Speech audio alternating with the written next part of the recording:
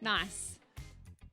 So Altered Tides. Altered Tides brings together people who love and care for the coast and ocean with First Nations, scientists, creative storytellers to have a conversation about what it means to be a custodian and how a shared understanding and the knowledges that we have about our coast and ocean can help identify creative solutions to solve some of the most challenging and pressing issues.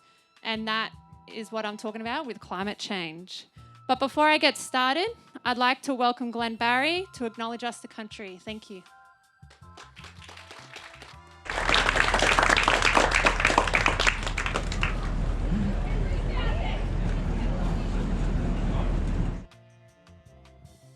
Yamaninda, hello everyone. Glenn Barry's my name. Really nice to see some deadly people, deadly faces, big hearts, big souls. On behalf of traditional owners of the lands, Yugambeh and Bundjalung peoples of the land in which we meet, which we gather, which we live, which we breathe, which we share, which we learn, which we love, I'd like to pay respects to those elders who have been before us. In Gomeroi we say, Nay Ningu, Maran Yalawangu, Naran Lee. Our ancestors are always watching. And that means my ancestors, but also your ancestors. So I pay respect to your ancestors, as well as the ancestors with us here now, leading the way forward in the 21st century, hopefully giving us some hints that we can hear, we can feel, we can see, we can know. And the future elders, the Jardim, the young ones that are coming forward, that are breaking the mould, breaking the stereotype, breaking the old patterns, the old habits, the patterns that are extinct into a new pattern. A new way of being, new way of doing, new way of seeing, new way of feeling. I'd like to pay respects to our heart, our soul. And just for a second, while we're here, while we gather as individuals, I'd like you to look to the left or to the right, just to someone in your audience, and just imagine the warmth sharing to each other for 5 seconds, 10 seconds. Not uncomfortable at all. And this is what it is really when we talk about connection to the country and that connection to, we're here for a certain cause, but if we can't find that cause within ourselves, how do we share that vulnerability? How do we share that emotional state? Emotional is very interesting from an Indigenous point of view. It's not really inbuilt in us. It's something we learn, something that's really colonisation, and in essence is something that's been passed down to us. So what is the real feeling is the hint for me. And on that note, I'm going to ask you to just turn your ears up, both sides. Make sure they're working. And I'm going to play you a little bit of Yadaki. Didgeridoo, you might have heard it in your language.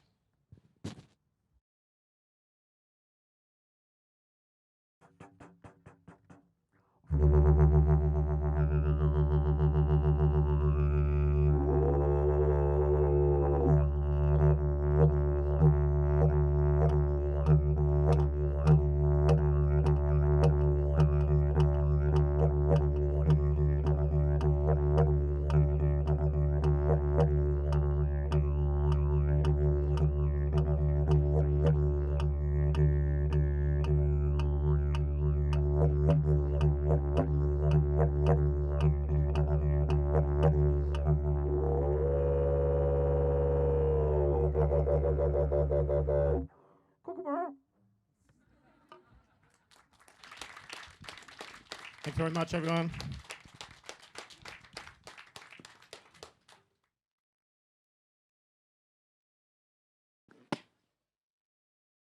Thank you, Glenn. Before we get started, I'll just do the housekeeping. So behind us, we have a bar. We have a coffee cart that's going to be staying open for a little longer. And there's toilets down the back as well. We would like to limit as much movement as well, but there is an opportunity to get those refreshments while we're watching some of the films as well. So Altered Tides is proudly supported and developed with leadership from Griffith University's Climate Action Beacon. This is our second year of hosting Altered Tides in collaboration with SWELL. Altered Tides really offers a chance to combine Indigenous knowledge, climate and coastal science, beach cultures and the arts to support people in our community to respond to the many of the key themes that the sculptures respond to and seek to inspire through our experiences here at SWELL. And so tonight we want to be having a conversation about how to deal with climate change and our way of protecting our way of life on the Gold Coast. And so this year, Altered Tides is also coordinated by Gecko Environment Council and their climate advocate,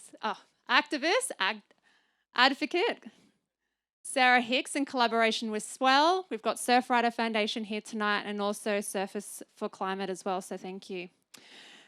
It's a team of collaborators who have really pulled off this evening, and so I just want you to be comfortable and throughout this evening be inspired and intrigued and also empowered to be part of the conversation that is ahead of us tonight and also into the future. Tonight we'll share a special series of short films produced by local filmmaker Salvador here. Salvador and Bevan as well from Griffith University is also going to be filming this evening, so you might be incidental film stars along the way. If you have any concerns with being filmed tonight, please let them know. We will also have a panel discussion after each of the short films with local leaders who are driving solutions to protect our way of life on the Gold Coast. And tonight we'll finish this evening with a special screening of Seed, a film by Surfers for Climate. Thank you. But first, hand over, we're going to hear from Associate Professor Kerry Foxwell-Norton, who is really leading the charge to have this event as part of SWELL. Unfortunately, she couldn't be here this evening, but we have a short film.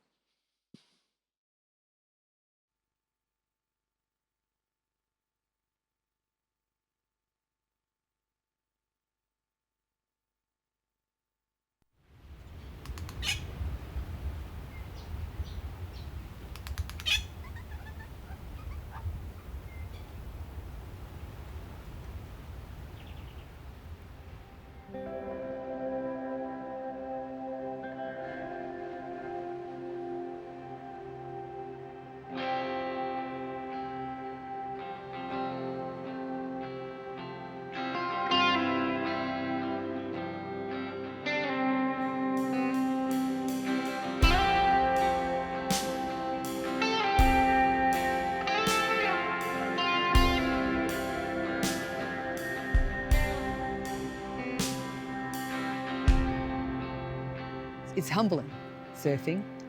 You know, you go out there some days and you think, you know, you're the top of the pops, and then other days you go out there and it seems the ocean has other plans for you.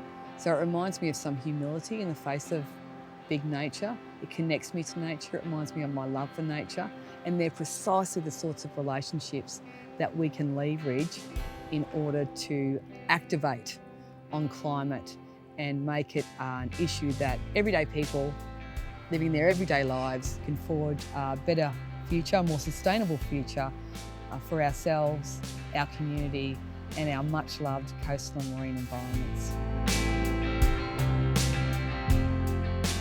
My name is Kerry Foxwell-Norton. I'm an Associate Professor of Environmental Communication and a surfer of small waves. I'm one of the people responsible for the Altered Tides event, which is a collaboration between Griffith Climate Action Beacon, Gecko and SWELL Sculpture Festival. This year, Altered Tides brings together First Nations people, scientists, the creatives, the surfers and everyone who loves spending their weekends and their holidays at the beach to come together and have meaningful conversations about climate changes and the way it's going to impact our way of life. The Talk Fest is often much maligned in everyday conversations. You know, people are frustrated. You go to something and you talk about it and nothing ever happens. But actually talking to each other and listening to each other is a really critical part of climate action, and important especially at this moment when climate changes and their impacts are so new for all of us. As a community, we've got this. We can change the future. We can begin to restore that balance between humans and nature. We can do that. We need to feel empowered. We feel empowered when we talk about things we know about. And Altered Tides, the thing we know about is surfing. So we saw that really clearly with the floods in 2022. So not only did we see surfers responding by bringing their community together to assist by taking their jet skis up the river, the Tweed River, to assist those communities. But also in the aftermath, we had the flood runoff, which affected the quality of our water. For weeks, for months, people got sick. People couldn't go out surfing. That affected their own mental health. That affected the health of their families and their communities. So bringing those voices and those impacts, which aren't necessarily about parts per million, but are connected to climate conversations, brings it to our own backyard. And that's where climate change conversations need to happen.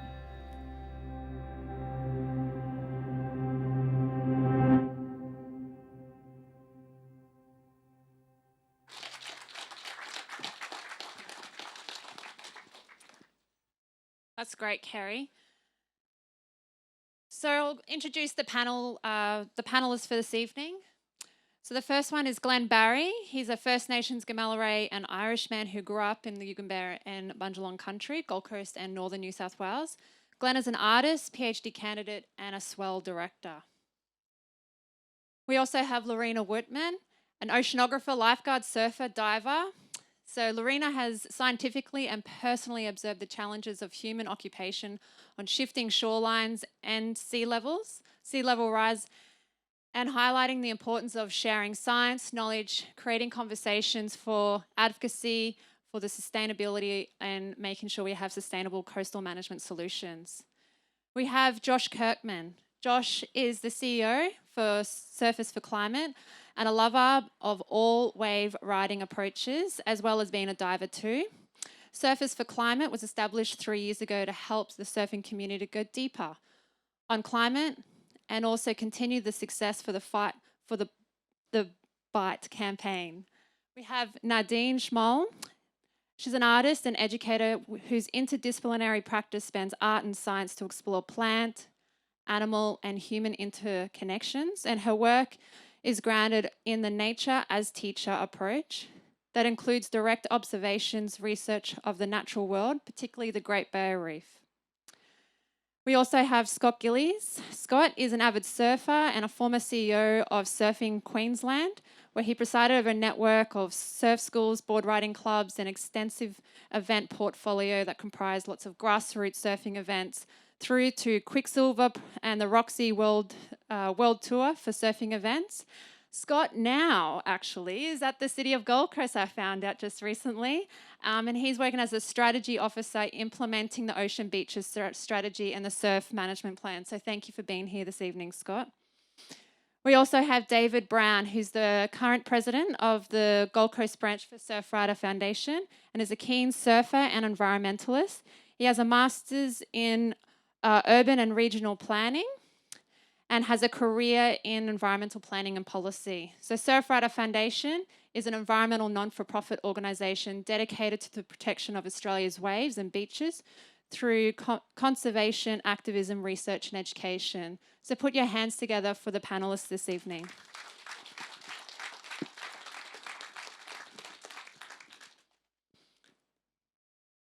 First, we're going to watch a short film, and this is featuring Glenn Barry.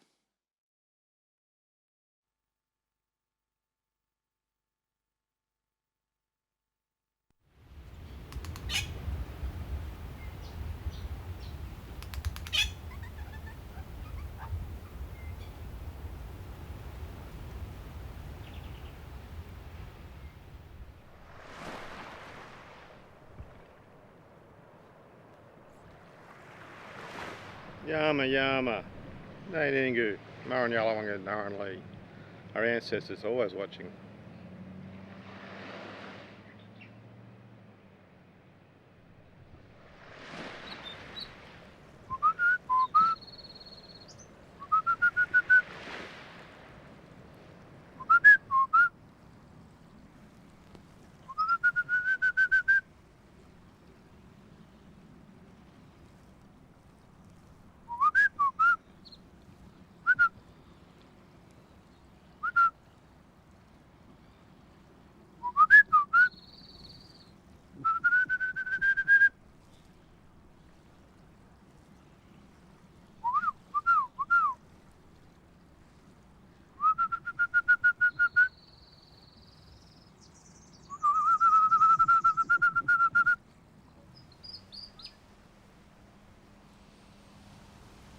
Nice. Nice space. Nice time. Nice connection to the country, connection with herself. The world we live in, very separated. I look at Willy Wagtail, Jingery Jingery. I look at Nibbin, the way that birds have two wings working together. That connection with themselves, connection with the air, connection with the environment. I see hints in our birds, our animals, even the flightless Dinawan emu, the way it connects with the ground, the way we look after our animals, the way we look after the land, is how we look after ourselves. Ourselves from Guy Dewey, from heart and soul, how we look after Mother Earth is up to us. Mother Earth is crying at the moment because we're not looking after ourselves. Our mind is at the doorstep trying to push through the next space, but the heart is going, well, we need to work together. Bringing those two spaces is human potential, is spirit in motion, perceiving love everywhere. It's simple, but if you don't know the meaning of the word simple, you miss the hint.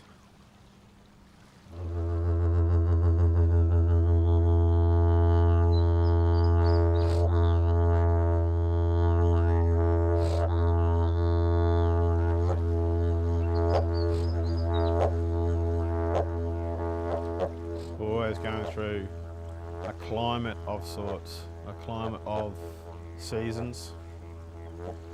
In the West, they had the 4 seasons. In many Indigenous First Nation culture, we have 7 seasons. More appropriate to connecting with the transitions, the changes. As I say in Central Desert, Yipparinya, caterpillar dreaming, the transformation. There's always that transformation, always that cycle. My hope is using these sensory perceptions that we as human beings have innately. It's how we hear, it's how we see, it's how we know, it's how we feel. And when we miss those opportunities to engage and grow and nurture, we miss the connection with our environment, Gulubar, and we miss the connection with Mal, ourself.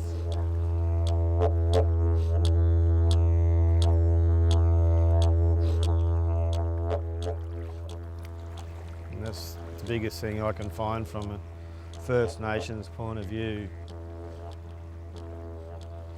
to give myself space in this time, in this bar of the past, of the present, of the future, all same time.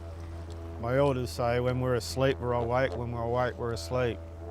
So if we're sleepwalking, how do I recognise that sleepwalk? How do I recognise my environment that I'm creating with my own mind?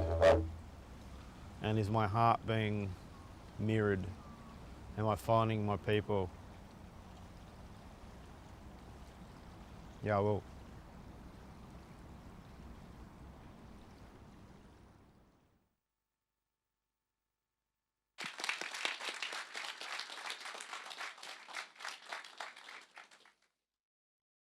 Thank you. So for our first panel this evening, we will be discussing what custodianship of our coast and oceans mean and what does it mean to be a custodian. To help us work through that question, we'll have Glenn, Josh, Lorinda, and also Scott Gillies on the panel. It's a little squishy for the first bit, so I'll just hang up here.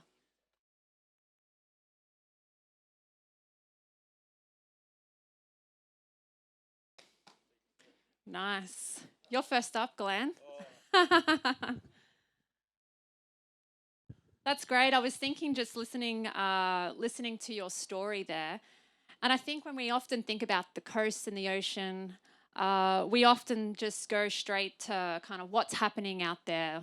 You know, we love the coast on the Gold Coast. We love playing in the waves, walking along the beach, whether it's with our dog or a loved one, or even going for a fish. But what does it mean to be a custodian for the coast and ocean? And what does that really mean for you? And what could that all invite for all of us here? Um, Big questions. I think in my film, the acronym was simple: spirit, emotion, perceiving love everywhere.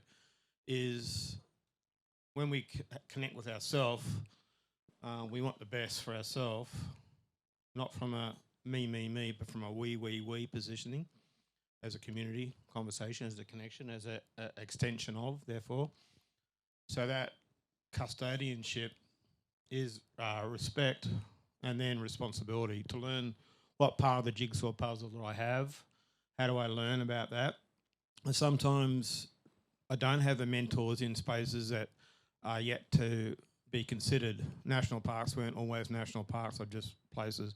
And then someone said, "Oh, you know, somewhere we need to look after this space," because they saw the immediacy of the expansion of society, so to speak, for business models that aren't sustainable. So for me, really is about respect for myself, not to push, not to expect others to do things that are up to me. And what is that question of what is up to me is the biggest place. It's not necessarily having the answer.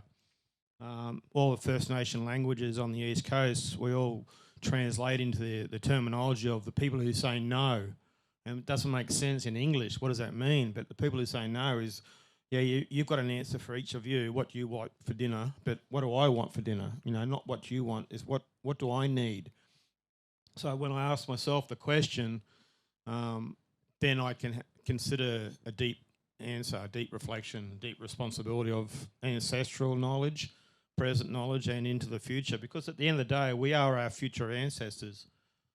Yo. Nice, Glenn. And I think there's a long history, you know, not only for First Nations, but also the community here on the Gold Coast have played a real long and important role in advocating for Gold Coast beaches and making sure we can have clean waterways. But along the way, it does actually come down to some of the science as well. So, Lorinda, the next question is for you then. So, your work as an oceanographer, can you share a bit of insight into how oceanography can help us understand how climate change is impacting the coast? So oceanography is a very holistic science. So we get to study the ocean considering biology, chemistry, physics, geology, and even the social aspects as we were talking earlier. So when we look at the ocean, we just see how everything is so interconnected and you can never separate one thing from another. You know, talking about ecosystem conservation is talking about improving water quality and improving recreation amenity. And so in a time of changing climate, when we're looking for solutions, we should be looking for these solutions that are really holistic and that can address all these different areas. Or even when we are assessing impacts of one action, we need to understand that, you know, changing currents will change how the sand behaves, how the surf is, and how, you know, marine life will interact with that. So yeah, so I think that we should just, with this holistic point of view, for example, the artificial surf reefs that we have here, you know, on the Gold Coast, they're a great example of a holistic approach where you're changing the waves, which in turn change the currents, that change the sand, that protect against erosion, but also creates ecosystem that changes the concentration of oxygen in the water and brings fish and brings more people for more recreation. So I think that it really is understanding that, yeah, these holistic approaches as well are usually the ones that mimic nature and that try to imitate what nature would naturally do instead of being something that is a barrier trying to stop nature or stop the ocean from doing its thing, because we're never going to be stronger than the ocean, you know, and if we keep trying to fight it, we're just going to lose it. So I think that, yeah, this holistic view just makes us maybe shift into ways that we can live integrating into nature and adapting with nature instead of trying to be these rigid figures.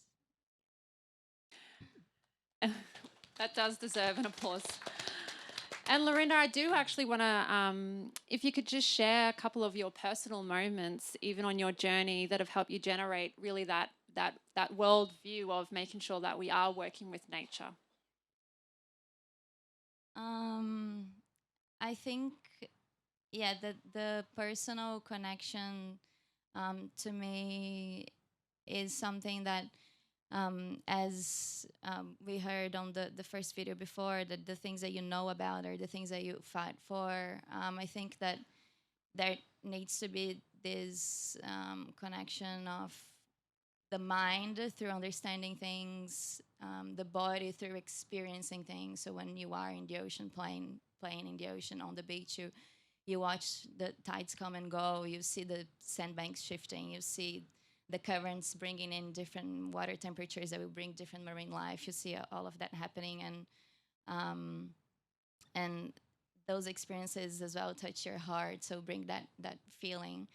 So when you have, you know, the knowledge through the mind, the connection through the experience, and that feeling that you belong to that environment, I think that then, you know, talking about custodianship, that's when you automatically become a custodian, and you know, because you've had all those experiences. So for me, it's a lot through oceanography, you know, just especially physics as well. When I study physics and see how the laws of nature work, it's everything just becomes so magical. You know, we're riding a wave generating speed with energy that came from the sun, basically, that's been carried through the ocean, and that will, you know, keep you going through your day doing beautiful things to other people, you know. So it's just that understanding makes you feel so connected, and a real custodian, creating these conversations, being here, you know, everyone that's here today. And yeah.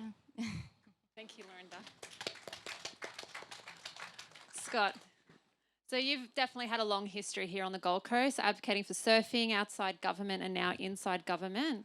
And I know you're not here to speak on behalf of the City of Gold Coast, but more so about your experience in working in coastal management. So could you share from your experience on how the City of Gold Coast understands and is planning for climate change impacts on surfing, surf amenity and beaches? Yeah, sure. That's a really tough act to follow, by the way, but I'll give it a go. So in relation to planning for coastal resilience and things like that, I think firstly it's about understanding. So from the city's perspective, they spend a lot of time engaging in research to get an understanding of what impacts climate change might have on surf amenity here on the Gold Coast, and on coastal amenity in general. And then I think once you've got that understanding, it's about planning and mitigating against the impacts of coastal management. I think we already are doing a lot of those things. The artificial reef I saw on the screen before is a good example, but we do things like sand nourishment campaigns, artificial reefs, sand redistribution. It's a fairly heavily managed stretch of coastline here. So yeah, it's about looking at what impacts might happen over the next 50 or 100 years, and then really looking at, okay, well, how can we mitigate against that? So I guess where we can, and I'm new to a lot of this, I've only been with council for a couple of years, but there's definitely a focus on nature-based solutions where possible. I've seen examples of probably poor management decisions around the world that have had really negative impacts on surf amenity in particular.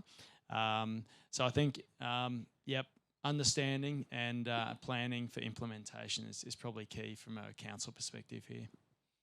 And Scott, could you describe just some of those local impacts are on our beaches and surf amenity? like climate change Yeah, with impacts.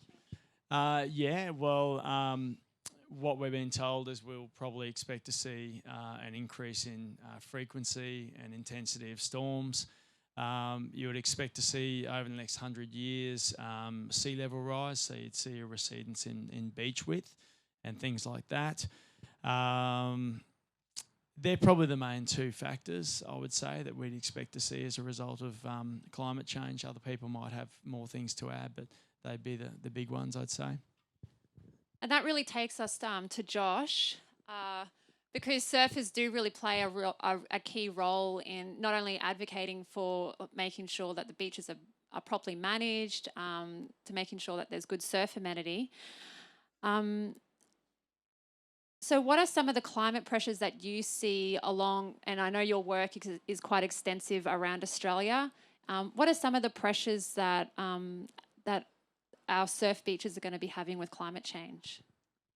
Yeah, well, once again, the toughest act to follow. Now I'm last on the panel, so thanks everyone. Yeah, look, I'm not a climate scientist. That should be said to begin with. But what I'm responsible for is trying to ensure that the surfing communities around Australia can have a voice on some of the issues that affect them, and also engage them so that they're on board with what we need from them. I think it's interesting coming back to the custodianship piece. Like often, we all know that surfing provides us all with a lot of mental health benefits and things like that. But often I see that relationship has been a bit extractive. Like we go to the beach to get some waves and go home and feel better for ourselves for doing it. So I think there's something in that needs to be flipped so that surfers aren't just going there to take something. They're actually going there to look after something at the same time. But yeah, look, we can expect a lot of things. I've heard some things about irukandjis on their way south. I don't know if you heard that one, but that's going to be fun. Let's hope not. But it's I think there's a lot that we can expect. But what we know is that taking action today can help reduce that risk in the future. So that's why with Surfers for Climate, our main game is to try and see an end to new offshore oil and gas developments in our ocean within the next 5 years. That's our ambition, and we do have progress towards that. New South Wales is now looking at legislation to ban offshore sea mining in that state, and that would be the first state in Australia to achieve such a feat. So I think like when it comes to impacts, like it's in there, it's in the future. We do experience some of it through the fires and floods that we get to experience today, which are shocking and should be wake-up calls for a lot of coastal people, but I'm unsure if enough of them have really heard the call. So there's a lot of work still to do. And so you've worked very closely with a lot of communities, particularly on key campaigns that you've just mentioned. So what have you learnt from your advocacy work around engaging with people to get them engaged, get them excited, get them involved in taking care for the coast and ocean? I think the trick is to meet people where they're at, not where you'd like them to be. And some of the work that we've done is basically driven by that, that first principle is to say like, what is the opportunity for me to meet you where you're at and take you on a journey? We call it the party wave of climate action. So we want everyone on the wave with us, and it's a big wave, and there's plenty of space on that wave, even though nobody likes to share waves otherwise.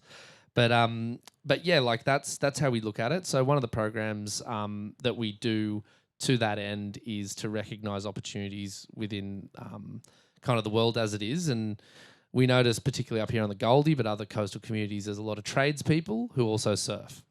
And so a lot of those tradespeople aren't typically engaged on the big issue of climate and how they're a part of it and how they can do something about it. So we came up with this program. This is just one example called the Trade Up.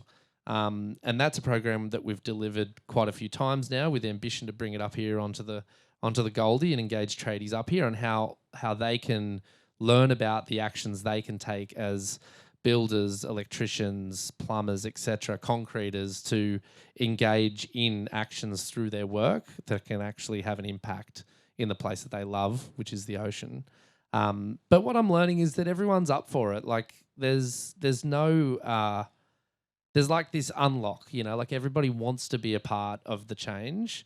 They often just don't know how to be a part of it. And it's on me and others in the movement to figure out those unlock opportunities. And the film that we're going to screen later tonight is one of those unlocks as well through the surfboards that they use and buy and enjoy. So yeah, it's a creative task half the time. But I've learned that everyday people are up for it. And the most interesting thing is I've learned that a lot of politicians are up for it too, because they're people too. I know we've got different parties, they've got different ambitions, they've got different ideologies, but I think what we're seeing in New South Wales, in particular, we've got a Liberal and National opposition that proposed legislation to ban offshore sea mining. So that means that it's possible for any politician around this country to come up with good, strong climate policy, regardless of their ideology. Nice. Thank you very much. So that was for our first panel about custodianship. So now we're going to watch another short film featuring David Brown from Surfrider Foundation.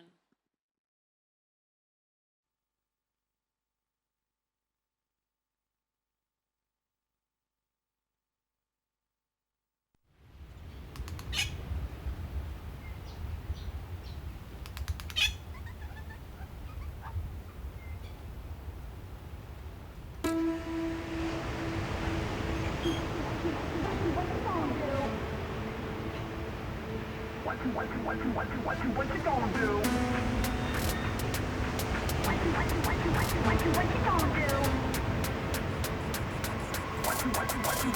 What you gonna do?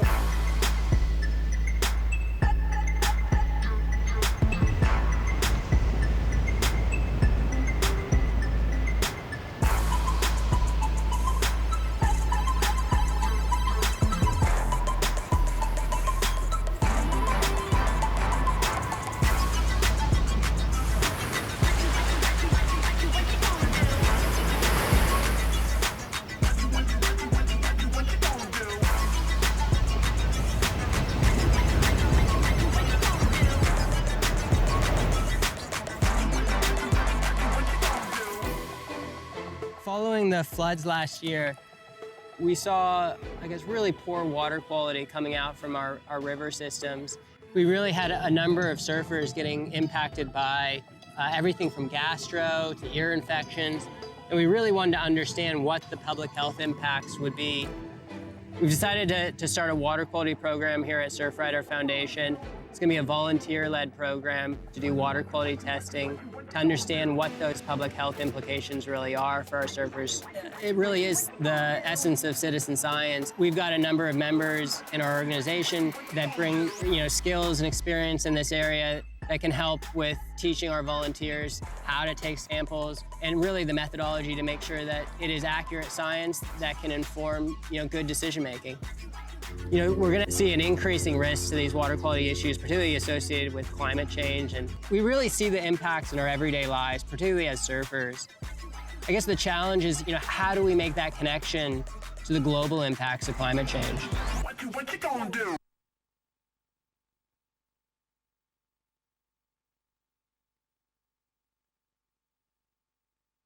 David? Been a long fan of Surfrider Foundation. I'm wearing my old school Bring Back Kira shirt. I thought that was perfect for this evening. So for the next panel, we have a couple of panelists. We have Scott again, David and Lorinda, and they'll walk us through about changing times, flooding and futures, and the impacts and participation about caring for the places we love.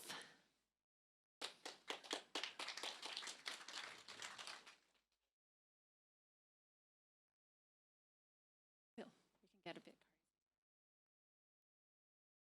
Nice. So, Scott, your work at the City of Gold Coast, it's considering looking at a lot of the climate change impacts on beaches and surf amenity. I know you touched on a little bit of these impacts, but can you tell us a little bit more about some of the research that's coming out about how climate change is going to be impacting beach and surf amenity?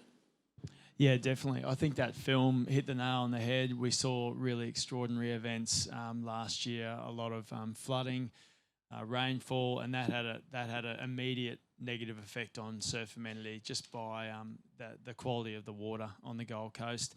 So in relation to those other effects that we might see moving forward, I guess I did touch on it before. I think we'll see we'll see a recedence in beach width if we get that predicted sea level rise.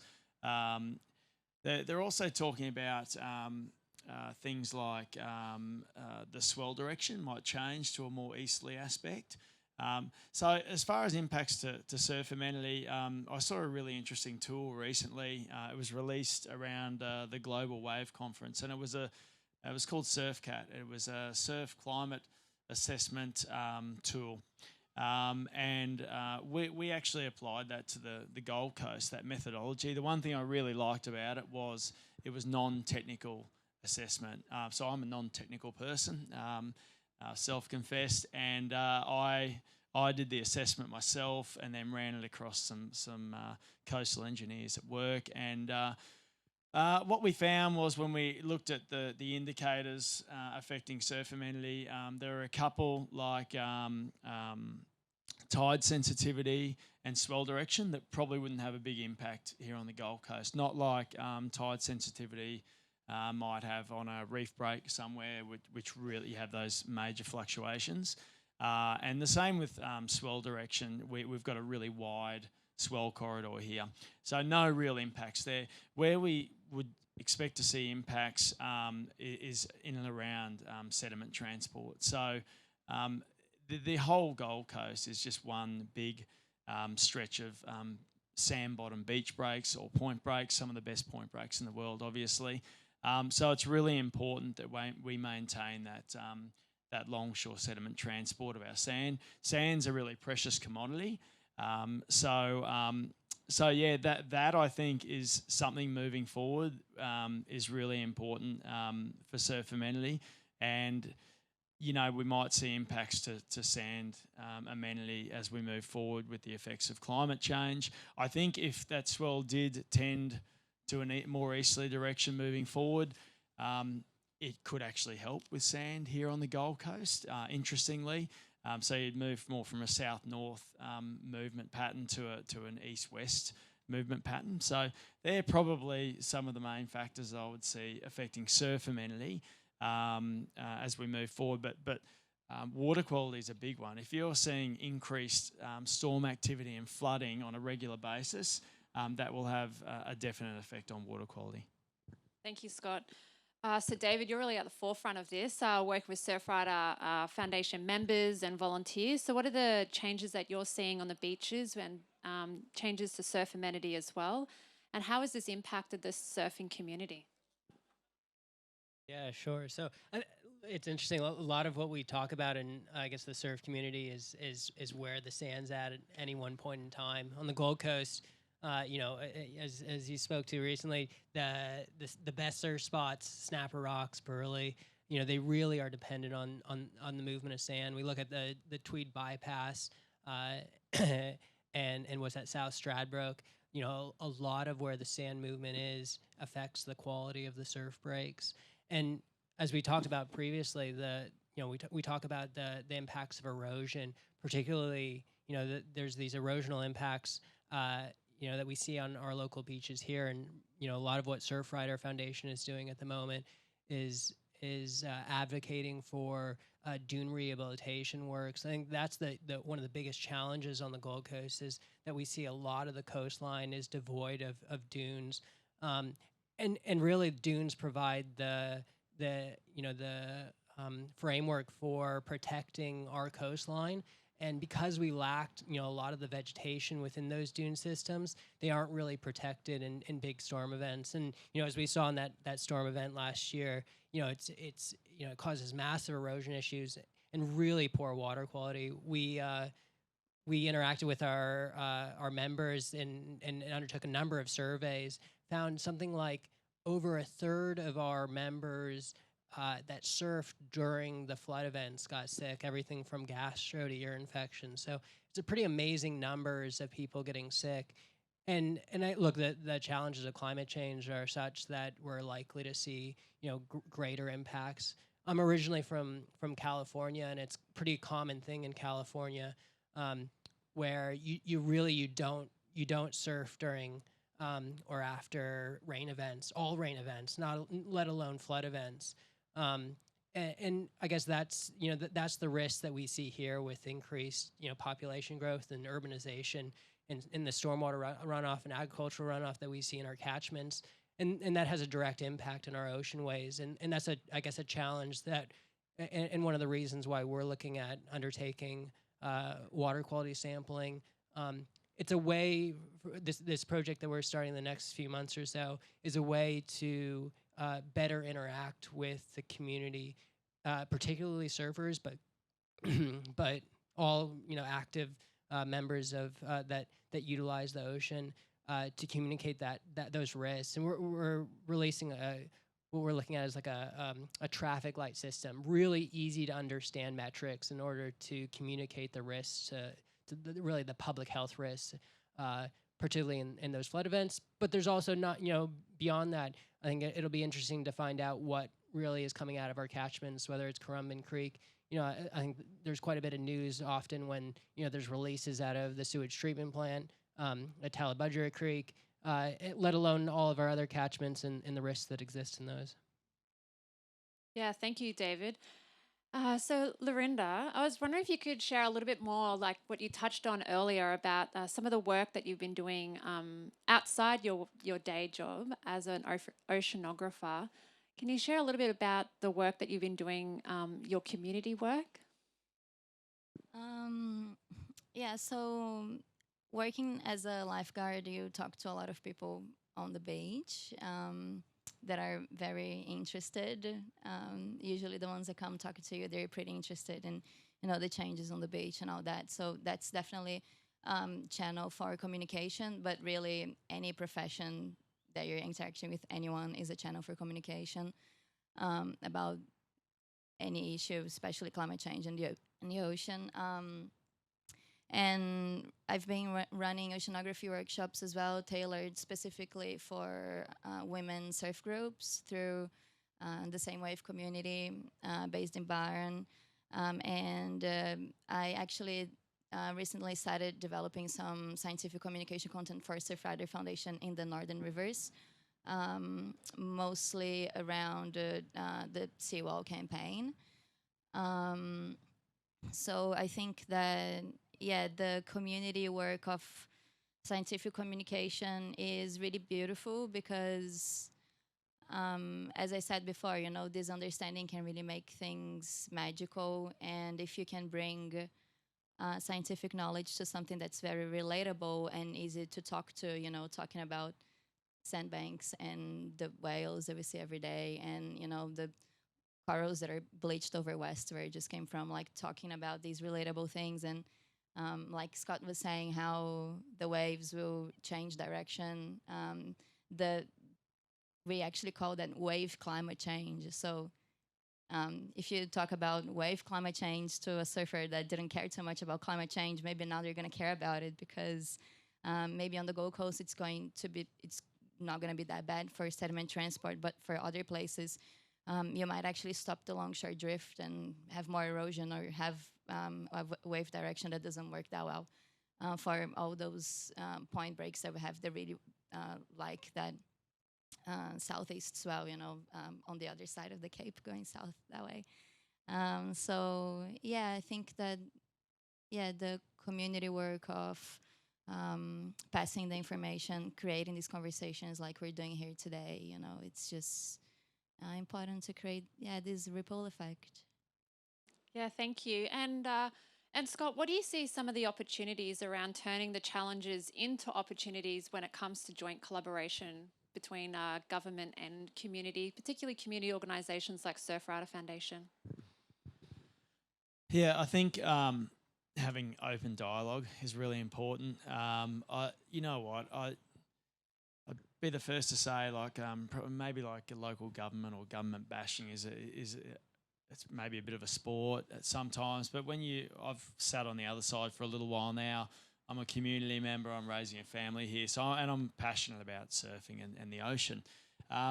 So I think joint stewardship is really important. It takes a few different forms. When I think of joint stewardship, I think of organisations like Tweed Sand Bypass and Gold Coast Waterways and those government agencies, but definitely okay, I'll put us in the uncool, category. So I think it's really important to try and partner with organisations that have got really good followings, really good, a passionate supporter base, because, I think council does all these amazing things, but I think we're probably not very good at communicating those types of things, whereas there's other organisations that we could partner with and do really great things together. I always use Take 3 for the C. It's something that I practice with my kids whenever we visit the beach, and I don't know, for some reason that particular campaign really resonated with me, and I think if you use that as just one small example, that sort of joint stewardship can have really meaningful effects in the community. Thank you, Scott. It's good to have you inside the city of Gold Coast now too. I've infiltrated. Look out. Just also want to do a shout out. We've had Adam Bolt, local free diver, who's shared some of the footage that you've been watching up on the screen while we've been having our panel discussion this evening. That's the end of this panel, and now we're off on another direction with Natasha Edwards, her film. So thank you very much for the panelists this evening.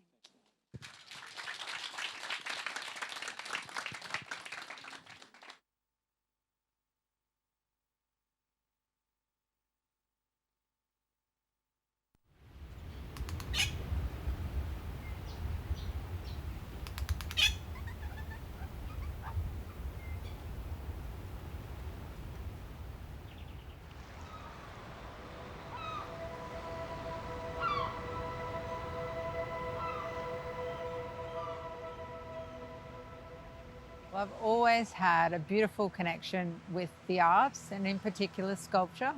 I've always been one of those wild and busy and noisy kids that was always like climbing trees and building cubby houses.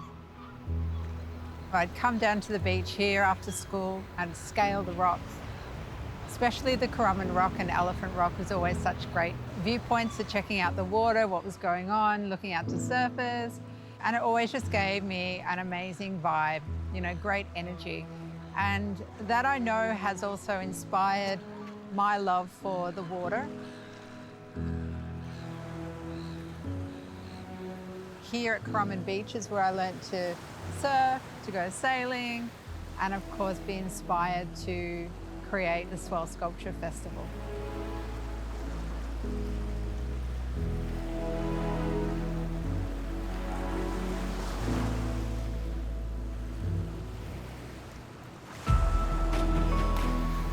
It's a really dynamic space to work in, the Currumbin Beach. Having those beautiful headlands to the two rocks, so you have the Currumbin Rock and the Alley Rock, they're like bookends for the exhibitions. And then when the sculptures are sort of placed in and around that kilometre of beach space, we literally transform it from year after year into a beautiful outdoor sculpture exhibition. Nature informs what we do. You have to be very mindful of the wind, the tide, what's going on around you. Even after 21 years, we're constantly noticing the constant changes of the environment as well. We want to really blend in. We want to be part of it. We don't just want to take over the whole site and be a nightmare. We really want to, work with the community. And I think we've managed to do that. So it's been a very beautiful symbiosis of working together with nature and with the community.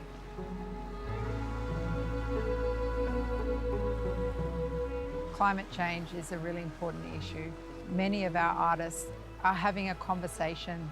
The narrative around all of the works is a response to the space, the place that we are here, but also how we use materials too. Always trying to work with something that we have or repurpose something as well. And it's really important that we have that respect for nature.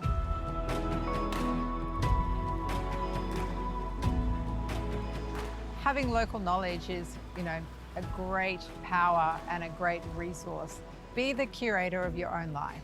Navigate your way through life how you would like to see it and experience it, because they're the messages that you're transcending to other people. We're constantly reflecting on past successes or challenges that we've had and how we can make it easier and how we can grow and develop for future years. And that's been a key factor in the success of Swell.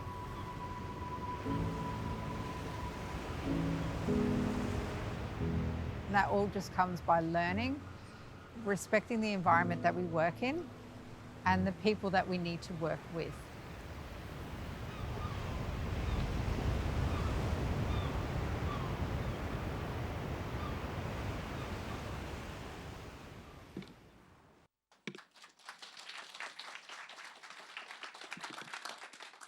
That's great. Natasha Edwards, God, you couldn't put it any better. Having the two rocks as the bookend, being the curator of your own life and the role of arts, and having a meaningful conversation about climate change. So this is, I want to welcome our next panellists. We have Nadine and Glenn to walk us through about the role of arts and creativity. Thank you.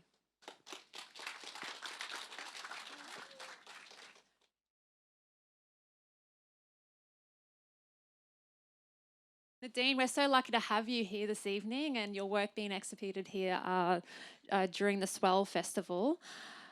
So if you could introduce a little bit about yourself, but also about the sculpture that you have here on exhibition. So my name's Nadine. I'm an artist and an educator, and really interested in the intersection of art and science, and particularly looking at the interconnections between plants, animals and humans. And very interested in symbiotic relationships found in nature and how they can teach us to have more mutually beneficial relationships between ourselves and the world around us. And the artwork that I have in Swell this year is called Living Together, and it's exploring symbiotic relationships found in corals. So it's an ephemeral homage and celebration of that, but also hopefully raising awareness about climate change and coral bleaching in particular. And the artwork, it's actually I can't really take credit for it all myself, because it's a community collaboration. I had 337 people help me create this work over the course of a series of workshops that we started in January.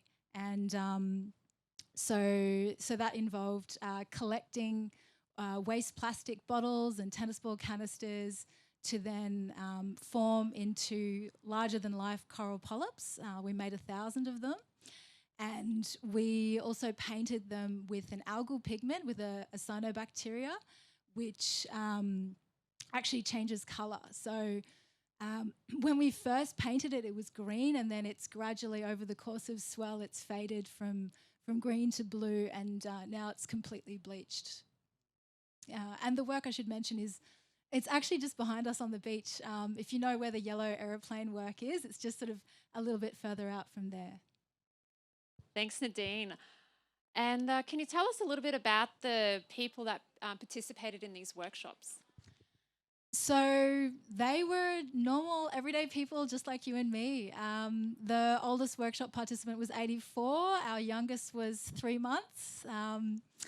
And we had lawyers, engineers, tradies, teachers, kids, parents. So the workshops were very much designed to be really accessible for different ages, different abilities. So that was really integral to the making of the work, that it was something that people could feel like they didn't need to have a background as an artist or be creative in order to take part in the project. And I guess during those workshops is a great opportunity to have conversations about climate change. So what were some of the stories that were being shared during your workshops?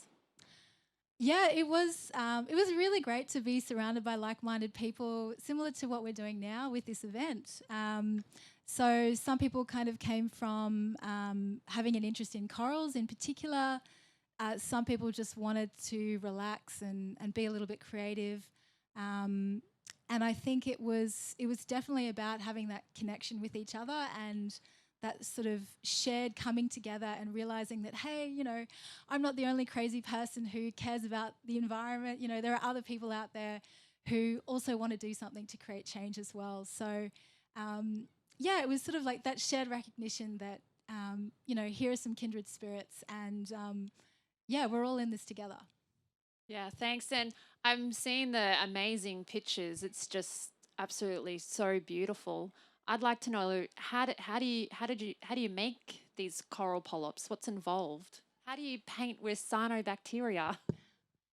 A lot of trial and error, a lot of mistakes made to get to that point.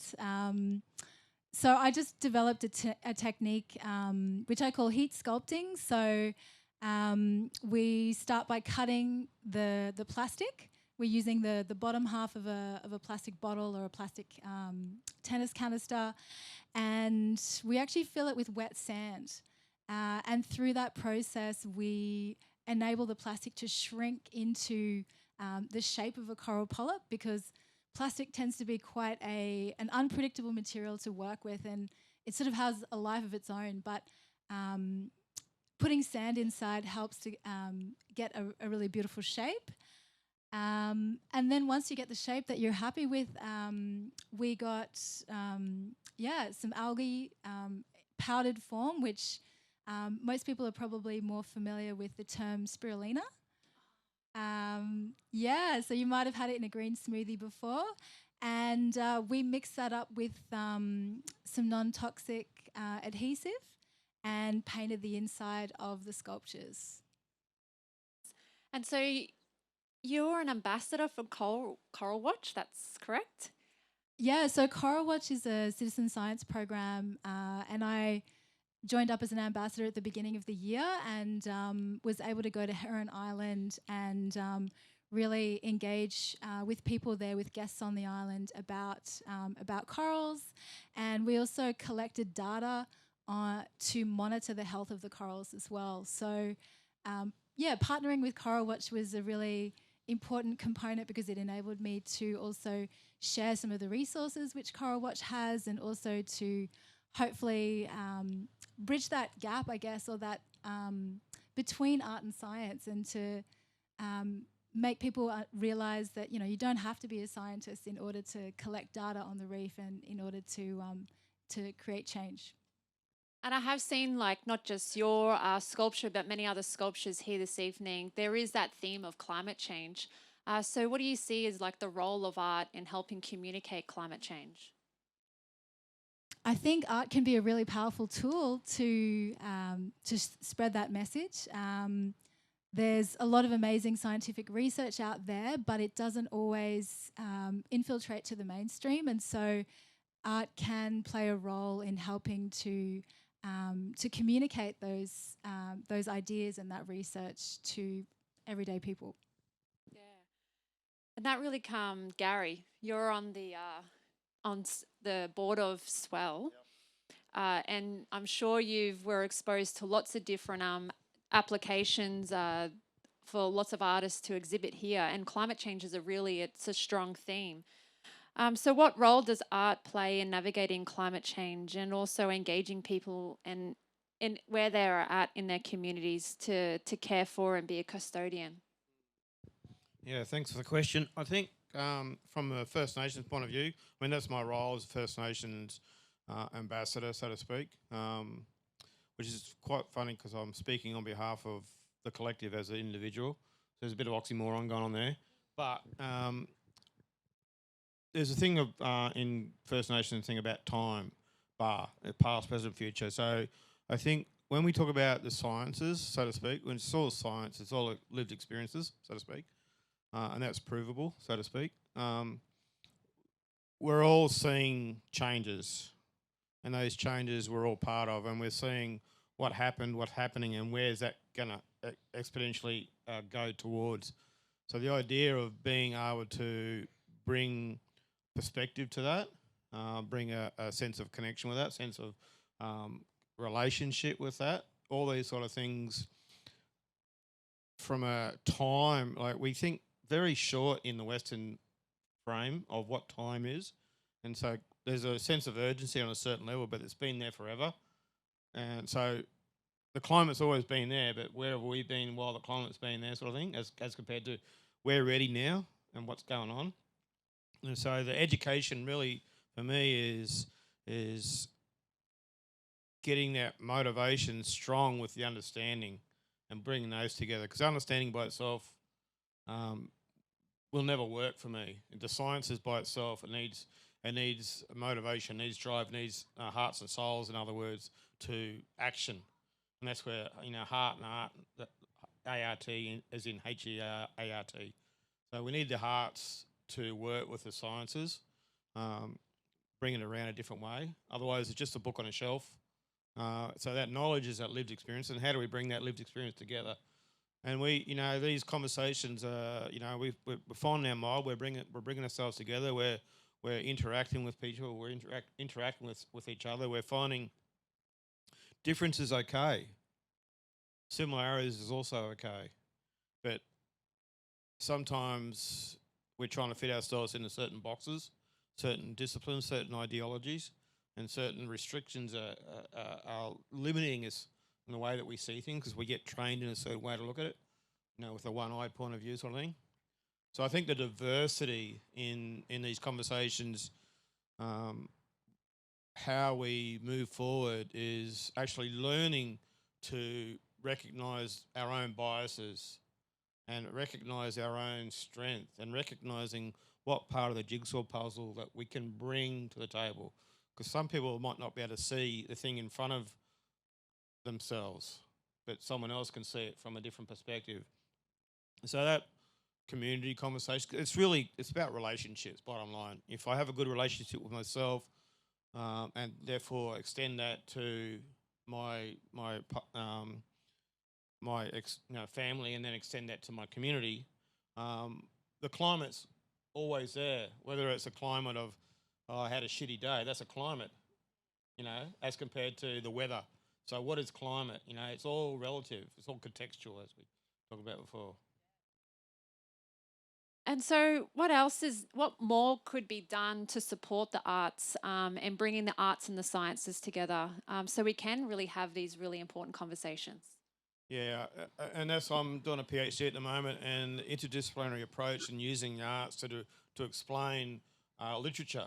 The English language is very difficult to understand from a contextual point of view because it has very semantic origins and interpretations. So how do we interpret one thing 5 or 6 or 3 or 2 multiple ways? And I think in that process, this is a piece I did for the Wapabara people at Great Keppel Island 7-season calendar, and it had never been done before. It was all these different parts brought together as one piece, and the idea of bringing all these disparate pieces of details from a museum aesthetic into one piece, it had never been done for the TO, the traditional owners up there at Great Keppel Island. And when they saw it, it's a big piece, it's 3 metres by 2 metres. And when I rolled it out and I framed it, and the elders are like, I'm going, yeah, is it okay? And they're like, and there was silence, and I thought, oh, I've stuffed up here. But then they started crying, happy cry. It was like, oh, they could see themselves. So I think climate is actually a relationship of seeing ourselves, the sadness, but also the happiness, and going, okay, we've learnt what not to do. What can we learn to do? A strength-based model. That's where art is. Art is all reflection. Usually telling that story, that narrative, that yarn. Going, on the way here, I learnt this thing, and I made this new thing called what was your art, your creative? No, what's the spirulina? Cyanobacteria. Cyanobacteria. So invention. Necessity is the mother of invention, and I think is ready for us. 21st century. My elders used to say to me, wait for the 21st century, and this is like 1990 sort of stuff. Wait for the 21st century for this time to come through. It's not an industrial revolution. It's a maternal side of thing, not just a cerebral masculine side of thing. So the feminine energy, the balance of these two worlds is ready. We just got to step forward. That's it. And to be ready, you also have to have the support there too to be ready. So Nadine, what support have you received from the science community, particularly about communicating climate change and the impacts on the Great Barrier Reef? Well, I guess as I mentioned before, working with Coral Watch to sort of share resources on what's happening with corals and what people can do in terms of citizen science. I have also collaborated with scientists before to create artwork. So, for example, Dr. Miles Parsons, who works for the Australian Institute of Marine Science, he's working on a project called the Reef Song Project, if anyone's heard of it before. But basically, it's looking at how the sounds that a healthy coral reef makes, how we can use those sounds to actually regenerate coral reefs that have been affected due to climate change. So I was really lucky to be able to collaborate with Miles in doing an augmented reality project using some of the soundscapes, the sound recordings that Miles had done through that project. Fascinating. We all always need to be reminded of the beauty of science and art working together and communicating things, important themes like climate change. So put your hands together for this panel discussion. Thank you so much, Nadine and Glenn. So we now move on to our next film, and this is featuring Sarah Hicks from Gecko.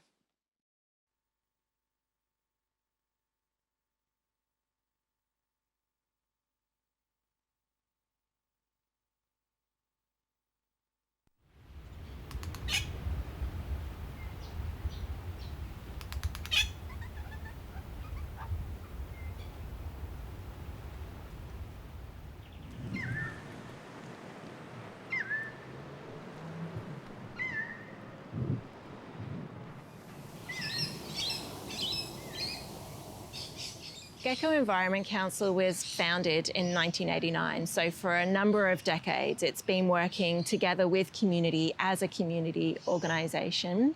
And this piece is really important because it's the people themselves in place, in their relationships and their care and their love for nature that drive what we do.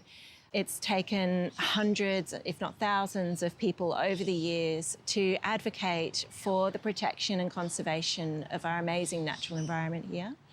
And we continue that legacy with collaborations, working with allies, working together, people and nature, towards solutions.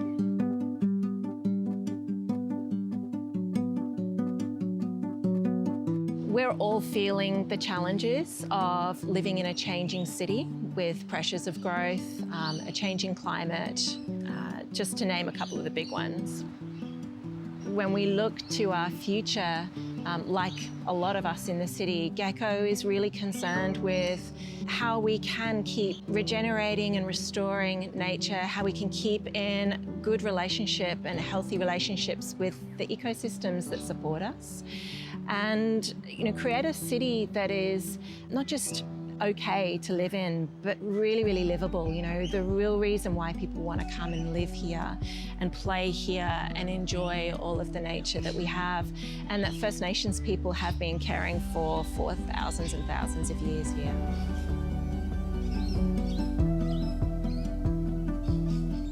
Gecko Environment Council really is a voice for our local wildlife, our forests, our waterways.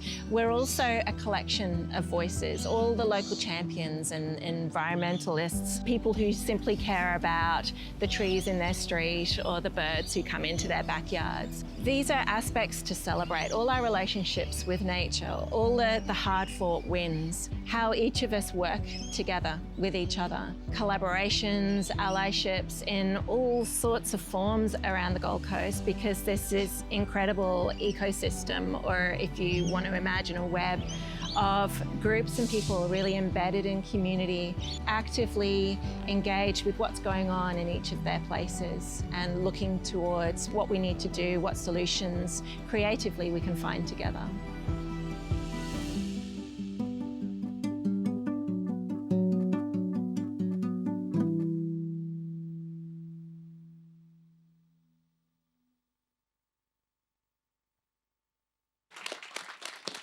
Thank you. We'll hear a little bit more about Sarah a little bit later on about what the work she's been doing with Gecko. But I want to welcome our next panel up, and we're going to be having a discussion around the meaningful conversations, personal relationships to place, and how we respond and communicate for change, community participation in place. To walk us through that, Lorena, we'll have you back up on the panel, and we've got David and Josh as well, so thank you.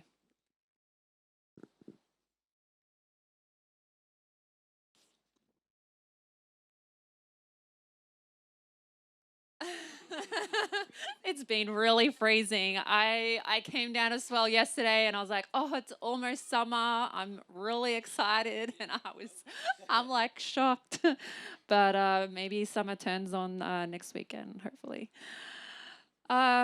So, man, this evening there's been such a great panel discussion, getting to know a little bit more about all your work, what you've been doing, but also bringing people together. And it's, tonight is really about not only about celebrating the coast and ocean, but how we're having conversations with people. And I really like what you said earlier, Josh, about, meeting people where they are at. So, Lorena, I'd love to know a little bit more about we've heard, and it's been really refreshing to hear from an oceanographer and a scientist, the way that you've been thinking, and particularly about trying to advocate for a lot of those holistic approaches when it comes to to coastal management.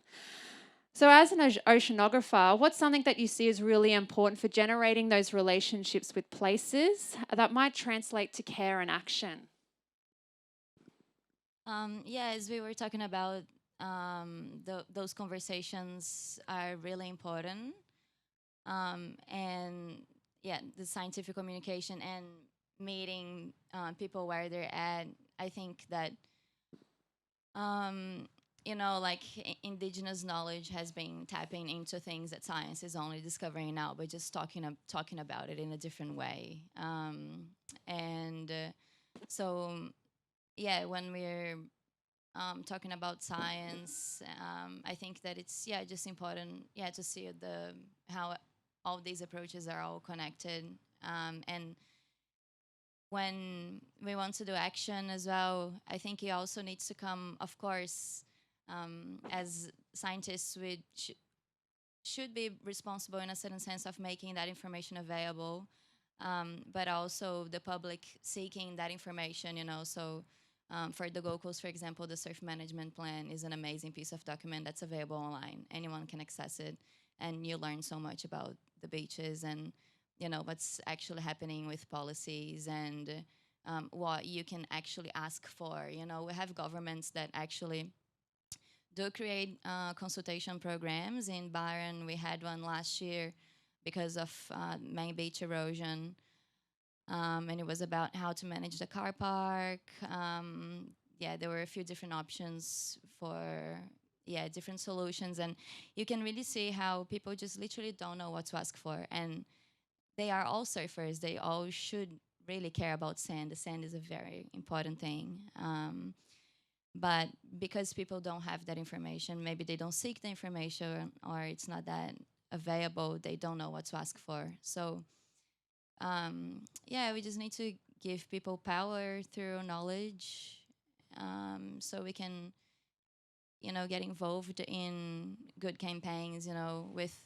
We have so many amazing organizations, Surfers for Climate, Surfrider, everyone working together. There's so many petitions you can join. So the more you learn and get engaged in it, the more you know how and what to ask for. Yeah, and and on the Gold Coast, there's such a long history of environmental activism. Gecko, if it wasn't for Gecko many decades ago, we'd be looking at a canal estate just around the corner. That would be such a disaster.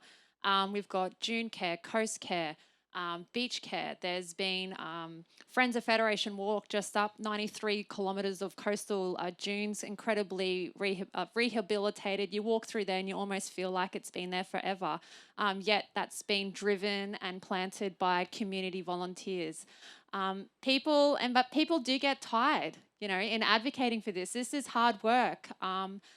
And so, David, I know it's really hard working in and keeping that flame alight within Surfrider Foundation. Surfrider Foundation is now, it's been around for, is it now 2 decades? Is it 2 decades? Three. Wow, Decades. 3 decades. Yeah, 3 decades. There you go. So, how does Surfrider Foundation keep people engaged? Yeah, sure. I mean, that's one of our, I guess, our biggest challenges. And from my perspective, it's probably about finding a good balance for our organizations, finding a good balance of fun activities with serious activism, research, and education. It's and having that balance allows for the widest demographic of people everywhere from we've got students to retirees to professionals, scientists.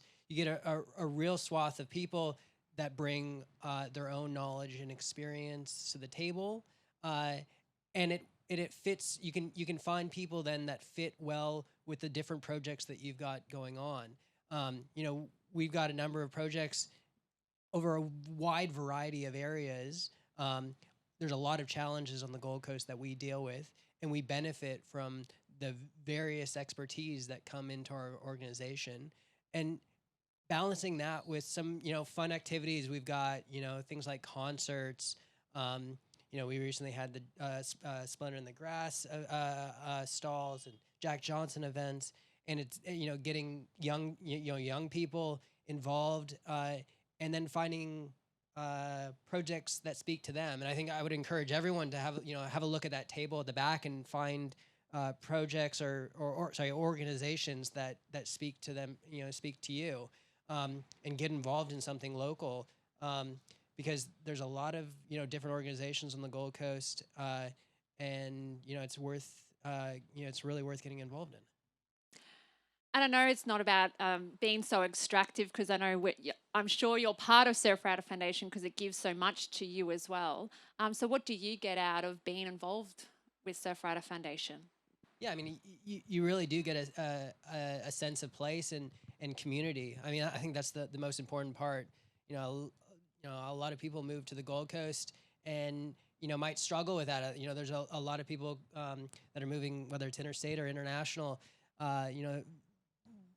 With that kind of community, you want to find people with similar attitudes and similar values.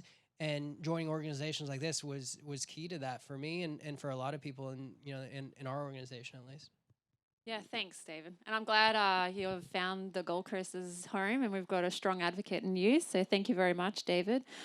Josh, what do you think is needed for groups, even like Surfrider Foundation and Surfers for Climate, to really work together and to help communicate climate change so that all different types of people who are in our community can be part of a conversation around climate change and what they can do to help a lot of lessen the impact or mitigate the impacts and help adapt to some of the impacts?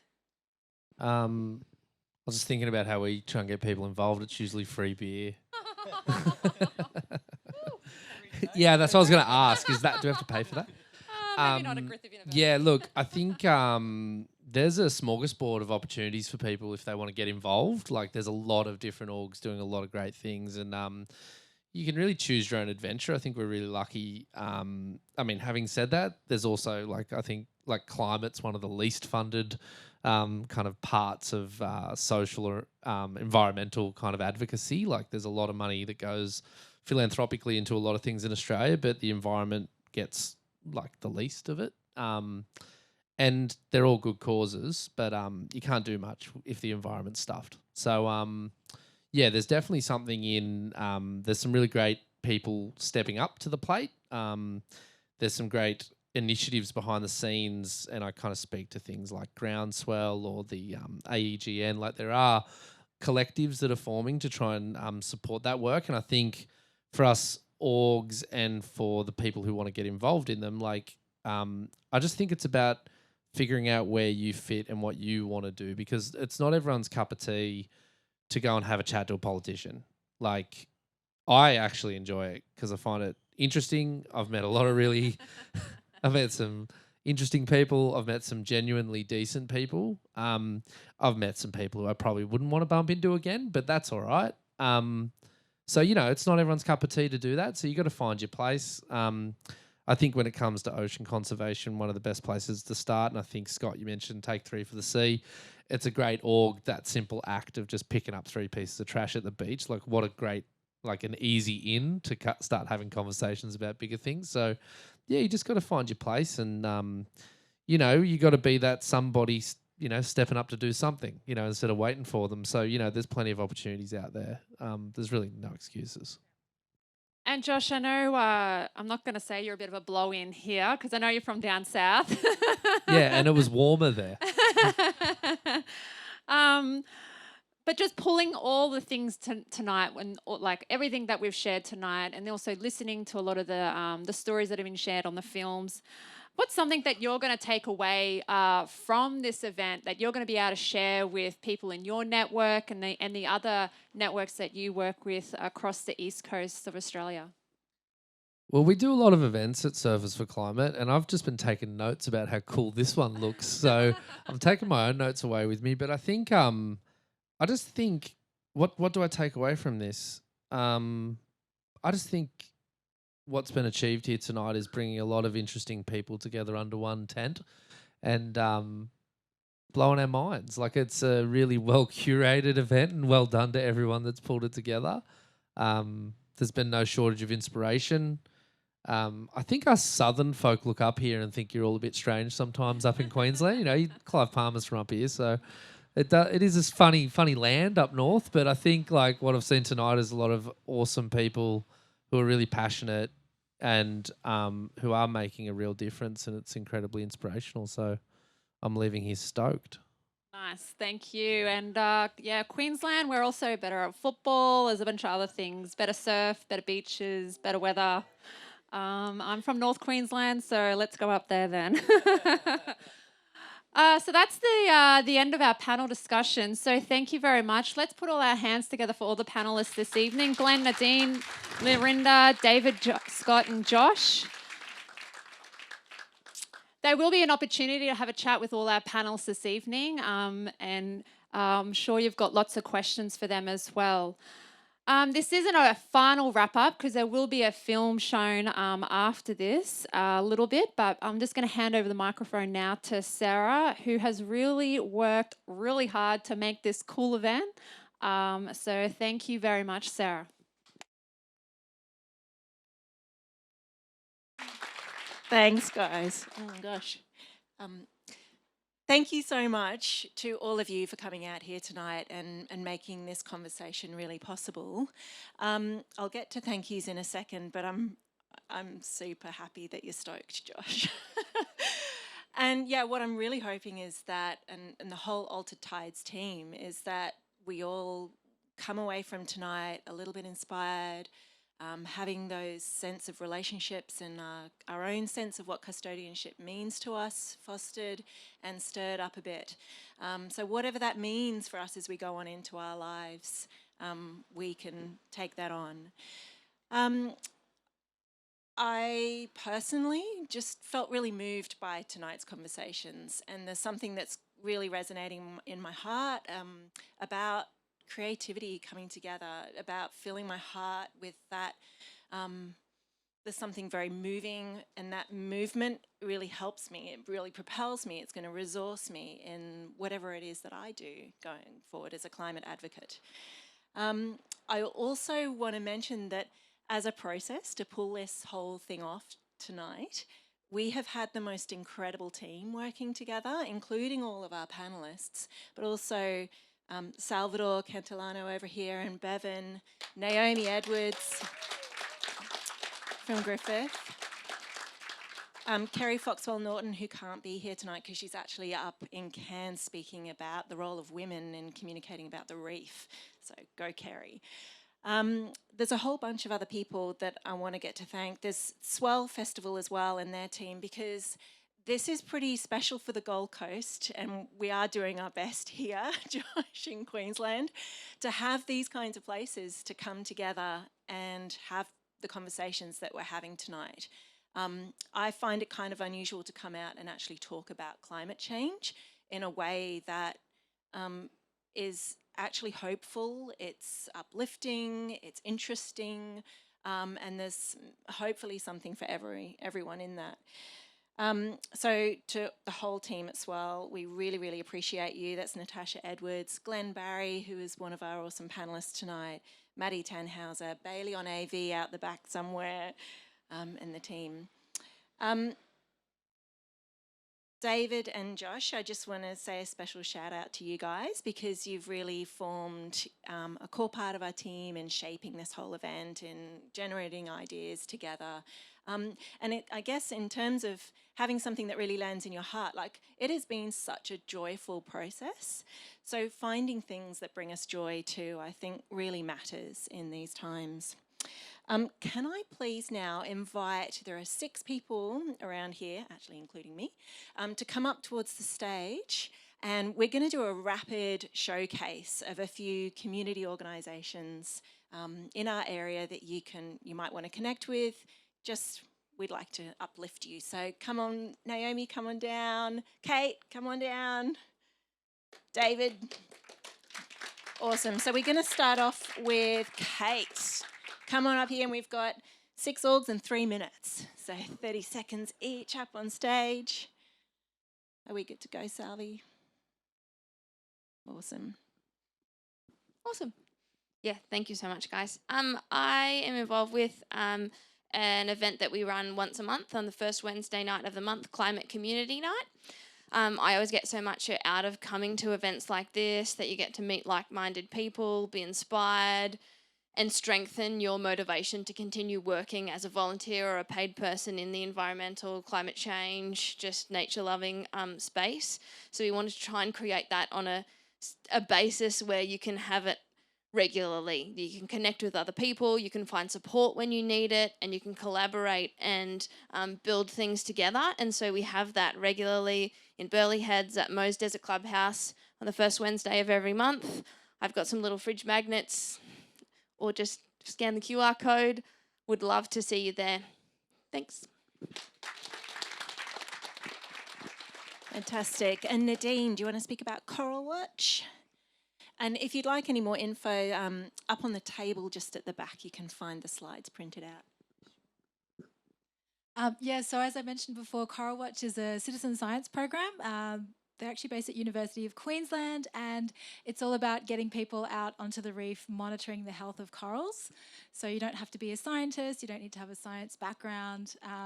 You can jump onto the Coral Watch website and request a Coral Watch chart and use that to collect data, which then goes onto a global database that anyone around the world can access, and scientists are actually using that research now to help inform what they're doing. So, yeah. Thanks, Nadine. And handing over to Emily Vincent from Watergum, who have such a huge array of activities, but Emily will just highlight a few. Hi, so I'm just going to talk quickly about Turtle Watch tonight. So that's something you can get involved with on Gold Coast beaches. Climate change is causing turtles to nest further and further south as the waters heat up.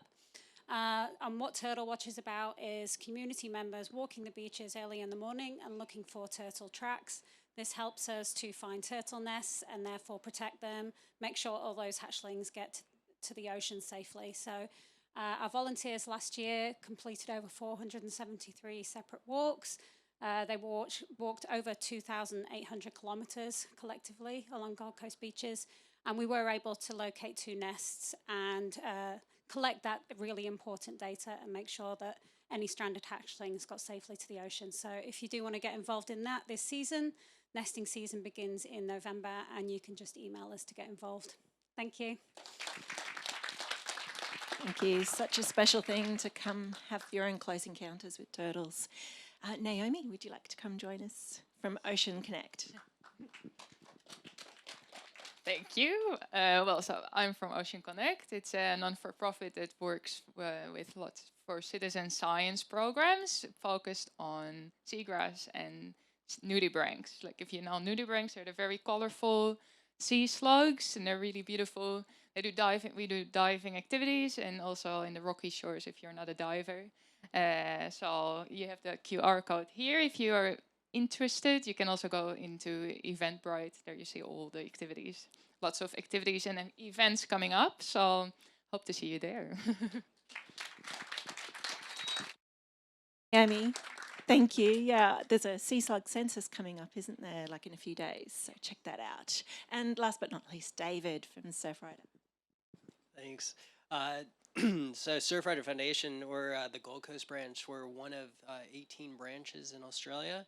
And if we can go over to our slide, we've got so we do a number of projects on the Gold Coast, everything from beach cleanups to the water quality testing project, which we've got up on the screen next. We've got a QR code for, oh, they're going to replay the whole video. That's all right. So we've got some on the A-frame back there. We've got a QR code for if you're interested in joining us on the water quality testing initiative.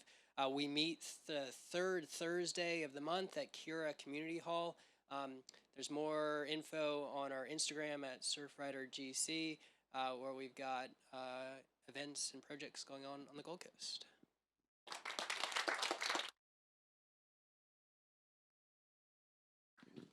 Thanks, David. And just one more really big shout out to Salvador over here, who was the director producer of all of those magical vignettes that we've seen tonight. Really, really special, and we hope that they'll actually be quite a legacy piece for us to be able to share on. And of course, tonight's being filmed as well, so I'm trying not to look at myself on the screen. And so there will be a beautiful piece that's produced out of all of this that will have much longer legs and we'll be able to share widely. So if anyone's interested in that and helping us to share and communicate some of the magic parts out of tonight, just let us know. Alter Tides is an annual event. Each year the theme has been changing slightly, but still with quite a core message. And in partnership with SWELL, we really do focus on creativity, reaching the heart and inspiring people. But next year, it's still open to discussion about where we take that. So if anyone here has any interest, please just sing out to us as a team. I'm sure we're going to be keen to get back together again and get some ideas going. So thank you all so much. I'm going to hand over to Josh now to introduce this wonderful short film, The Seed. Thank you. Bit of context for this film. So going to that point about meeting people where they're at, what I've noticed, and I think what many people would notice in the audience, is that one of the great kind of challenges when it comes to engaging surfers on any environmental issue, particularly climate change, is this kind of piece about the craft we ride and how it's full of petrochemicals, and we kind of feel like hypocrites if we're going to do something about oil and gas while using oil in our products. It's a bit of a hurdle. It's a bit of a straitjacket on progress sometimes, because some people feel like they can't use their voice because they're part of that system. When in reality, everything we're going to look around at right now is made with fossil fuels one way or the other. So we're in the system, but that doesn't mean we're stuck in it. It means it's our obligation to do something about it and shift us out of it so that we can live more sustainably and ensure that life can get better for future generations. This film, it's kind of cool to share some art from Surfers for Climate at an art festival. It's our way to engage people, and what this film, The Seed, speaks about is the use of flax fibre in surfboards as a simple kind of step, the progress towards the perfection that we all want to see. This film was made possible with some great philanthropic support from the Pryor Family Foundation, so a huge shout out to them for their support. And it was produced by one of the team members at Surfers for Climate, Tom Millage, who's responsible for all of the cool branding you ever see of Surfers for Climate. That's a guy named Tom Millage. You can't use him, he's ours, but I have to give him full credit for this beautiful film. And I hope you all enjoy it. It tries to start a conversation about materials in surfboards, and this is really just the beginning, and it links into what I'm pleased to probably share is that with Griffith University, we have a PhD as well. It's going to kick off around sustainability in surfing. So this film, The Seed, kind of plugs into that work and how we can kind of unlock surfers into action by talking about the products they use and helping the surf industry itself shift towards more sustainable production. So let's enjoy this. And thank you for having me here tonight.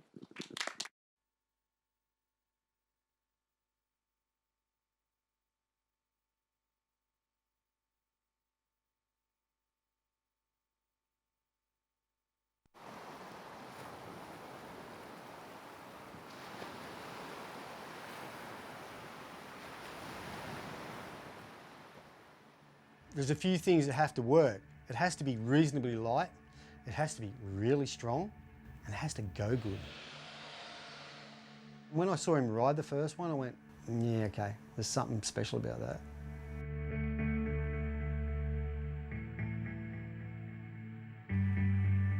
In my surfing life, there's always seemed like there's been two main streams when we look at the surfboard industry. There's the one very overt and very visible stream of the big guys, the big producers, the ones who are popping out hundreds of boards.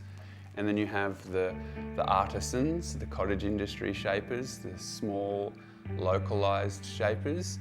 And it's the same all over the world. You go to Hawaii, it's the same. You go to California, France, Europe, Asia, everywhere. It's very much the same.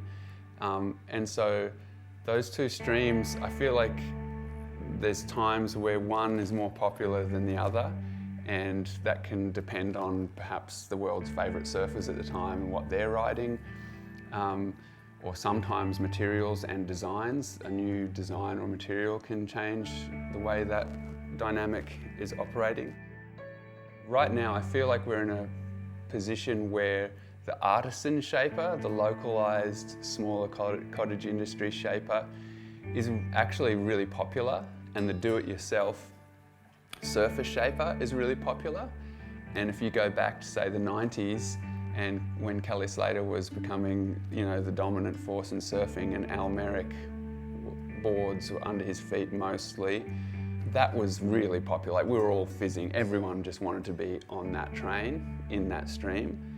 And so I think right now it's very different and it's really diverse, which is really healthy. I feel like every aspect of life on Earth thrives with diversity. It's only boring or stagnant or unhealthy when there's one stream that's dominating all things. So I think, I do feel that right now we're in an exciting time where there is room for everyone, culturally. But then the biggest question among that is there room for everyone ecologically, because we're using a lot of nasty materials and we're using them like they're infinite, but we're on a finite planet. It's very much at a point right now where we're having these kind of conversations, like this conversation right now, where we need to discuss how we're going to deal with this situation where there are so many of us who love surfing and so many of us who want surfboards. How are we going to make them in a way that is in line with the ecology that sustains us? And that's a big question.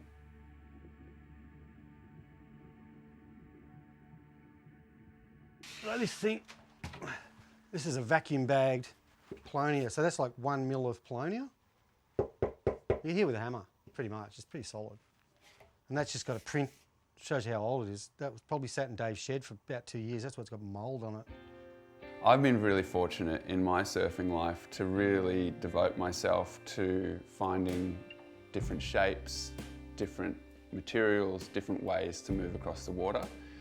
We would try everything. There's been surfboards wrapped in recycled Coke bottles, like a melted mould. We've done aluminium, done carbon. Decades ago, carbon fibre was happening. Timber veneers, chambered timber, timber over foam, extruded polystyrene, styrofoam, PU. Like there's so many options, and all of them have a compromise. Like bamboo boards. I remember when there's crew doing bamboo. Oh, and they de-lammed. Yeah, they just de-lamb in 2 seconds. Horrible. Yeah. And that feeling like, oh, I won't grab that board out of the rack when I'm going surfing today, is what has stopped some of the more ecologically gentle options from being popular. The thing that has changed for me after all of those experiments and trying my heart out to ride everything and anything I get my hands on, find a board that doesn't have that compromise. The only thing that's ticked as many boxes as possible and has no compromise for me is boards wrapped in flax fibre.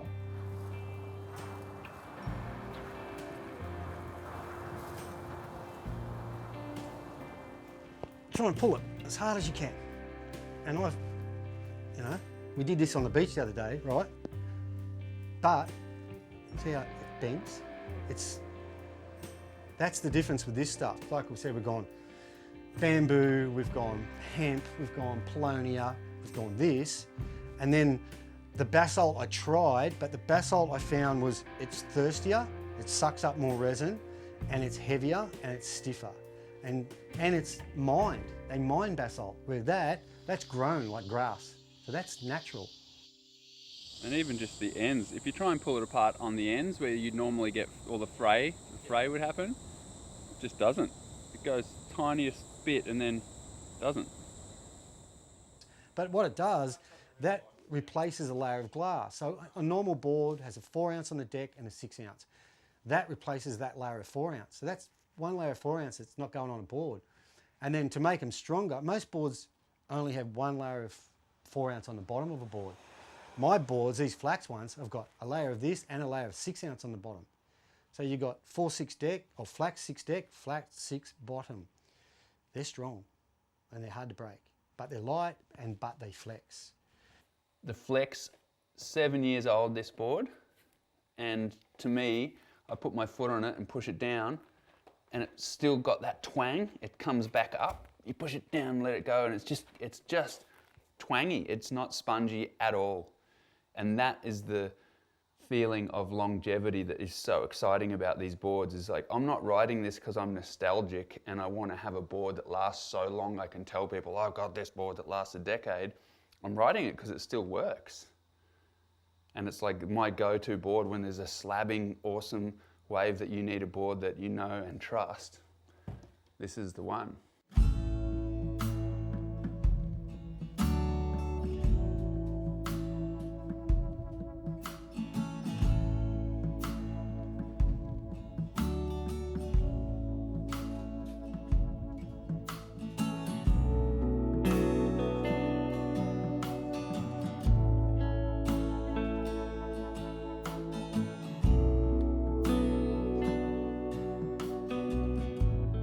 Flax boards right now are outlasting anything I've ever ridden. So I've got surfboards wrapped in flax that are 7 years old and still have as much spring and life and flex and spark in them as when we first made them.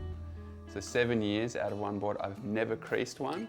So I have about 4 or 5 in circulation in my quiver that are going from about 5'4" to 8'6" guns. And I've never creased one, I've never snapped one.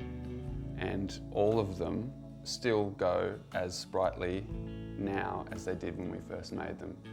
In Hawaii last year, he rode a 6'6" flax that he left there, and that board was 3 years old. And he said, I can't believe it, I never broke it. Like Hawaii, it got smashed heaps of times, he reckons, and he said, still going good. There's that line, of like, does the performance level stay up here? Does the longevity stay up here?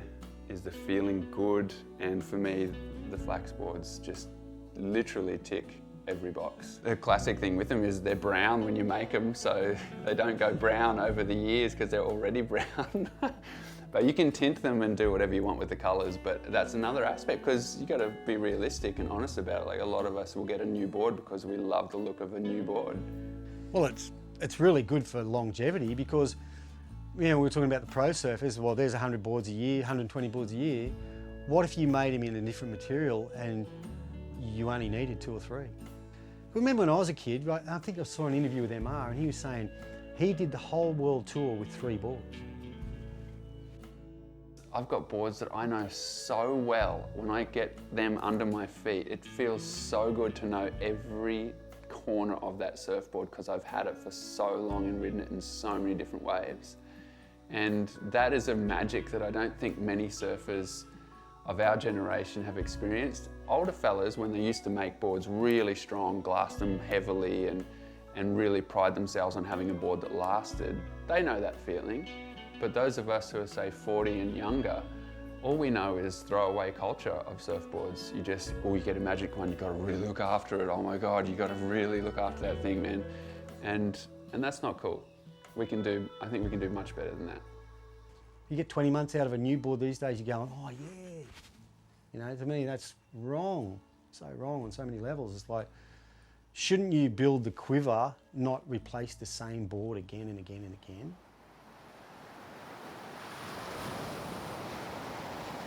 I feel the negatives with a flax board is the process, is that you're still harvesting from monocultured flax plant crops, and that's not great for the planet. You're still using resins and the plastics for the bits like, you know, the leggy plug and the fins and whatnot.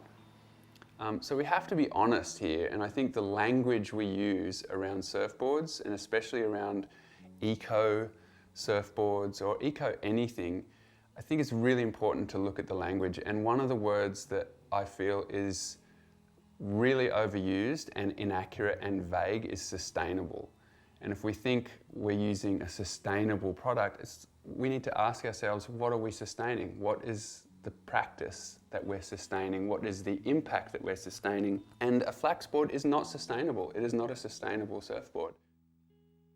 That's why I really like to think of this as progress, not perfection. This is a progression towards a better way of making surfboards. It is not the perfect green board. It is not the eco board. It is not a sustainable board, but it's progressive. And of course, we want to aim for perfection with surfboards, which is a biodegradable surfboard. That'd be unbelievable, but we're not there yet. And to me, the most progressive thing I've come across in many years, I'm getting pretty long in the tooth these days, the most progressive thing is boards wrapped in flax. I think one of the reasons that the boards that Gary and I have been doing for the last 7 years haven't become popular is because I'm not on social media, I'm not in that world. Gaza barely is as well. We're just doing what we're doing and enjoying it, and also kind of wanting to put the time into these boards to see how long they can last. And it's been in the last 2 years, which is the 5th, 6th and now 7th year of these very same boards lasting, that we've gone, this is pretty damn good, people. Like, I don't think there's many other combinations of material that perform this well and last this long. Where we live, the land we live on, we plant a lot of trees and we grow a lot of food, and I look at that and I look at the life cycle there and the lifespan of certain trees in relation to my son, having a son and wanting for him to be an adult with beautiful food growing around him that can sustain him when I'm a decrepit old fart sitting on my rocking chair. He can be healthy and eat healthy, live healthy here in this place. And so naturally, that extends to everything else in my life as a new father. And so I'm looking at the surfboards. He's a little surf rat now. I'm thinking, wow, wouldn't it be great to pass on these like family heirlooms, these things that I've had so many great moments on, and I literally love these surfboards, to give them to him and to think, wow, he could have a surfing life with those. Maybe he could give those boards to his daughter, his son in the future. And that's a good feeling, as opposed to just knowing that I have a throwaway surfboard that might last me a couple of years, but certainly isn't going to be there for my son to ride in the future.